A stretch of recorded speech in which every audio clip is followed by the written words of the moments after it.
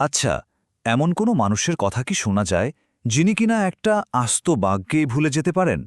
চলুন আজ আমরা ঠিক সেরকমই একজনের সাথে পরিচিত হই। ভোলা দাদু। ওর জীবনের সবথেকে বড় সঙ্গী ছিল ওর ভুলো মন, আর সেখান থেকেই জন্ম নিত সব অবিশ্বাস্য মজার মজার সব কাহিনী। তবে আসল প্রশ্নটা কিন্তু অন্য জায়গায়। মানে কোনো মানুষ কি এতটাই ভুলো মনের হতে পারে যে সে ভয় পেতেও ভুলে যায়? কি অদ্ভুত একটা প্রশ্ন, তাই না? চলুন এর উত্তরটা আমরা ভোলা দাদুর গল্পগুলোর ভেতরেই খুঁজে দেখি। তো ভোলা দাদুর এই ভুলো মনের সাথে আমাদের প্রথম পরিচয়টা হবে খুব সাধারণ একটা ঘটনা দিয়ে। কিন্তু ঘটনাটা বেশ মজার। গল্পটা হলো ওর নাতিকে হারিয়ে ফেলার। একবার ভাবুন তো, গ্রামের মেলা, আর কাজটা একদম সহজ। ছোট্ট নাতির হাতটা শুধু শক্ত করে ধরে রাখা। এর থেকে সহজ কাজ আর কী বা হতে পারে বলুন? ভোলা দাদুর জন্যেও কাজটা ঠিক এটাই ছিল। তো উনি নাতির দুটো আঙুল বেশ শক্ত করেই ধরেছিলেন, কিন্তু ভিড়ের মধ্যে কখন যে সেই নরম আঙুলগুলো ওর হাত থেকে ফসকে গেল টেরই পাননি।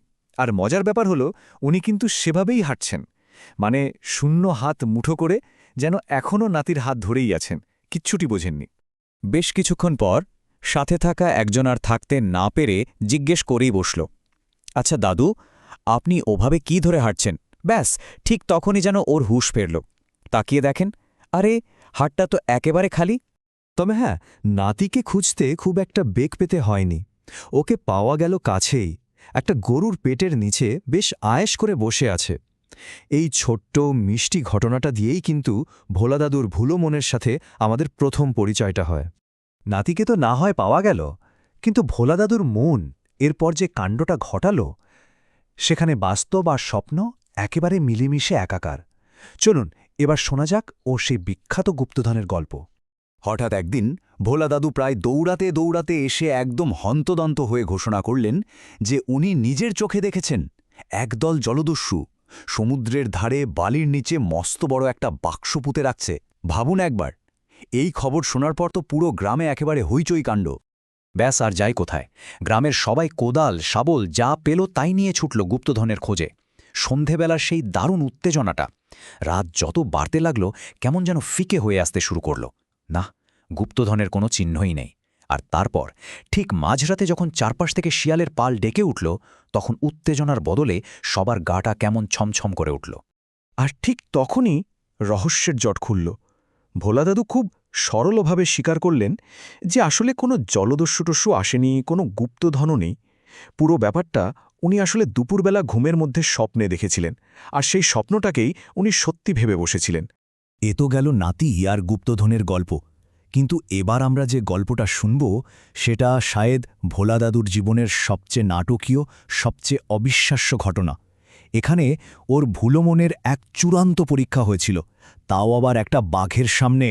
ঘটনার পটভূমি হচ্ছে সুন্দরবনের সেই গহীন জঙ্গল। এমন একটা সময় যখন সেখানে রয়্যাল বেঙ্গল টাইগাররা বুক ফুলিয়ে ঘুরে বেড়াত। বুঝতেই পারছেন পরিবেশটা ঠিক কতটা বিপজ্জনক ছিল। এরকমই এক পরিস্থিতিতে হঠাৎ করে ভোলা দাদু শুনতে পেলেন মাত্র ৫ গজ পেছনে একটা বাঘের গর্জন। মাত্র ৫ গজ। একবার কল্পনা করার চেষ্টা করুন তো, একটা রয়্যাল বেঙ্গল টাইগার থেকে ওইটুকু দূরত্বে দাঁড়িয়ে থাকার অনুভূতিটা ঠিক কেমন হতে পারে। অবশ্য প্রথম প্রতিক্রিয়াটা একদম ঠিকঠাকই ছিল, যেমনটা যে কেউ করত। উনি এক দৌড়ে সোজা কাছের একটা বটগাছে উঠে পড়লেন, আর বাঘটাও বেশ ধৈর্য ধরে নিচে ঠাই বসে রইল শিকারের অপেক্ষায়। এবার একটু সেই রাতটার কথা ভাবা যাক। চারিদিকে ঘুটঘুটে অন্ধকার, জঙ্গলটা একেবারে নিস্তব্ধ, শুধু মাঝে মাঝে একটা শব্দ কানে আসছে। নিচে বাঘটা অধৈর্য হয়ে শুকনো পাতার উপর তার লেজ আছড়াচ্ছে। একটা দুটো করে ঘণ্টা, এভাবে প্রায় সারাটা রাত কেটে গেল। অবশেষে যখন ভোরের আলো একটু একটু করে ফুটছে, ভোলা দাদু দেখলেন দূরে একটা ঢিবির উপর কয়েকজন লোক দাঁড়িয়ে আছে। আর ঠিক এখানেই গল্পের সবচেয়ে অবিশ্বাস্য, সবচেয়ে অদ্ভুত মোড়টা আসে।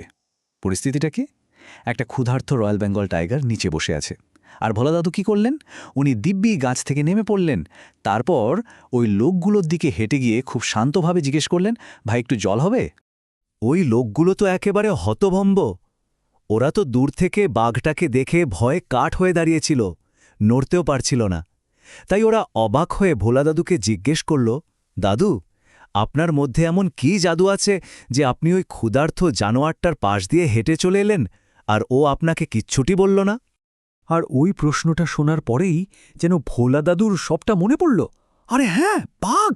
উনি চমকে পেছনে ফিরে দেখলেন বাঘটা তখন আড়মোড়া ভেঙে একটা হাই তুলছে।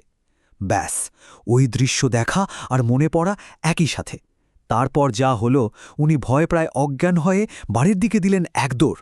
মানে উনি সত্যিই আস্ত একটা বাঘের কথা বেমালুম ভুলে গিয়েছিলেন। এই যে ভুলো মন, যেটা একদিন ওকে একটা বাঘের মুখ থেকে বাঁচিয়ে দিল, সেই মনটাই কিন্তু ওর জীবনের শেষ দিন পর্যন্ত ওর সঙ্গী ছিল। শেষ পর্যন্ত ৯৫ বছর বয়সে একদিন সকালে ভোলা দাদু ঘুমের মধ্যেই মারা যান। সত্যি বেশ লম্বা একটা জীবন উনি কাটিয়েছিলেন। ওর মৃত্যুর পর ওর ৮০ বছর বয়সী স্ত্রী কাঁদতে কাঁদতে যে কথাটা বলেছিলেন, সেটাই হয়তো ভোলা দাদুর পুরো জীবনটার সেরা বর্ণনা। উনি বলেছিলেন, বুড়োটা বোধহয় শ্বাস নিতেই ভুলে গেছে। ভোলা দাদুর এই অদ্ভুত গল্পগুলো শেষে আমাদের একটা গভীর প্রশ্নের সামনে দাঁড় করিয়ে দেয়। আচ্ছা, যে জীবনে স্মৃতিশক্তি কম, সেই জীবনে কি দুশ্চিন্তাও কম থাকে? ওর এই ভুলে যাওয়ার অভ্যাসটা, এটা কি একটা অভিশাপ ছিল, নাকি অজান্তেই পাওয়া এক আশীর্বাদ যা ওকে ভয়, উদ্বেগ এই সব কিছু থেকে সবসময় দূরে রেখেছিল? উত্তরটা সত্যি হয়তো অতটা সহজ নয়।